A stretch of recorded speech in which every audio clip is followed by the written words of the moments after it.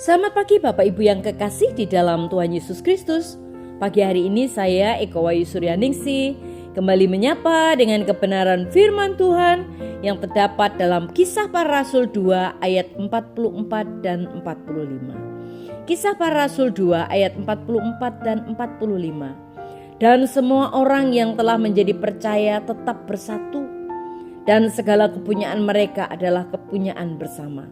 Dan selalu ada dari mereka yang menjual harta miliknya, lalu membagi-bagikannya kepada semua orang sesuai dengan keperluan masing-masing. Amin. Bapak Ibu yang kekasih di dalam Tuhan, tidak seorang pun berkorban seperti gereja mula-mula. Dalam Kisah Para Rasul 2 ayat 44 sampai 45, Alkitab mengatakan semua orang percaya itu tetap bersatu dan segala sesuatu adalah kepunyaan bersama.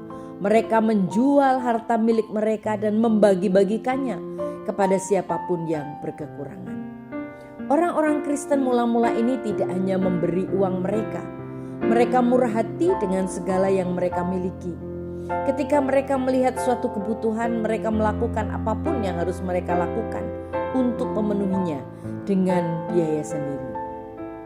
Ada semangat, kesadaran dan kepedulian di antara mereka yang menuntun pada kemurahan hati yang tanpa pamrih dan rela berkorban. Bisa dibilang mereka sangat murah hati dan mereka tidak memberi dengan berat hati. Alkitab juga mengatakan mereka memecahkan roti di rumah masing-masing secara bergilir dan makan bersama-sama dengan gembira dan tulus hati sambil memuji Allah. Dan mereka disukai semua orang.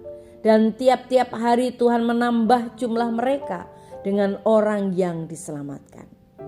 Orang-orang memperhatikan cara hidup yang radikal ini.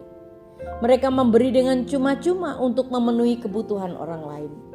Sukacita yang dikemukakan gereja mula-mula dalam memberi dengan bermurah hati menarik lebih banyak orang ke dalam keluarga Allah. Apa yang akan terjadi melalui gereja-gereja kita saat ini jika kita sama murah hatinya secara radikal? Alkitab mengatakan kita adalah penata layanan atau pengelola dari semua yang telah Allah berikan kepada kita. Kita bertanggung jawab untuk menggunakan sumber daya kita dengan cara yang berdampak bagi kerajaan Allah. Allah tidak hanya memberi kita sumber daya untuk kesenangan kita sendiri, tetapi Dia ingin kita membuat perbedaan di dunia di sekitar kita. Tuhan tidak pernah memberkati kita hanya agar kita bisa mengurus diri sendiri. Dia memberkati kita agar kita bisa memberkati orang lain. Itu adalah kebenaran yang memberi harapan dan menguatkan untuk diingat sepanjang tahun. Karena kemurahan hati bukanlah sesuatu yang hanya kita tunjukkan saat Natal atau saat ibadah-ibadah syukur. Itu adalah cara hidup yang dampaknya bahkan lebih terasa ketika gereja mempraktekannya bersama.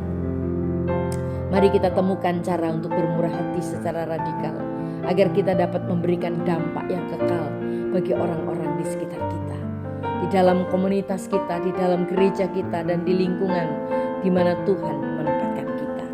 Jadilah berkat bagi banyak orang sehingga ada banyak orang yang diberkati karena kita. Amin. Tuhan Yesus, terima kasih buat firman-Mu hari ini, mengingatkan kami supaya kami peduli dan peka terhadap orang-orang di sekitar kami.